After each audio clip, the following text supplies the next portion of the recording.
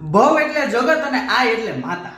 આ બે શબ્દોના સમન્વયથી સર્જાયેલ ભવાઈ અને ભૂંગળ કહેવાય કે આજે પણ જગત જનનીમાં જગદંબાની ભક્તિમાં સૂર પુરાવે છે. હા, જે ગુજરાતમાં 14મી સદીનો સમયગાળો એટલે કે સલ્તનત કાળ દરમિયાન ઉદ્ભવે છે. આ ભવાઈની અંદર પોતાનું સર્વસ્વ આપનાર વ્યક્તિ એટલે કે હસાઈ ઠાકર, કે જેને આપણે ભવાઈના પિતા તરીકે પણ ઓળખીએ છીએ. આમ તો ભવાઈની અંદર અલગ અલગ 360 જેટલા વેશ જોવા મળે છે, જેમાં સૌથી જૂનો વેશ એટલે કે પીર રામદેવનો વેશ.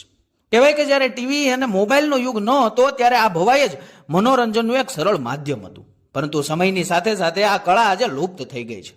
ભવાઈ એ એક સંપૂર્ણ નાટ્ય કળા છે, જેની અંદર ત્રાંબાની બનેલી ભૂંગળના નર અને માદા એમ બે પ્રકાર હોય. ધીમી ગતિના સર્જનના સૂર માટે નર ભૂંગળ અને ઊંચા સૂર માટે માદા ભૂંગળનો ઉપયોગ થાય છે. આજે પણ શહેરની અંદર નાયક સમાજના લોકોએ આ ભવાઈ કે જેને માં ઉમિયાનો મહાપ્રસાદ માનવામાં આવે છે, જેના કેન્દ્રની અંદર માં અંબાને બિરાજમાન કરવામાં આવે છે.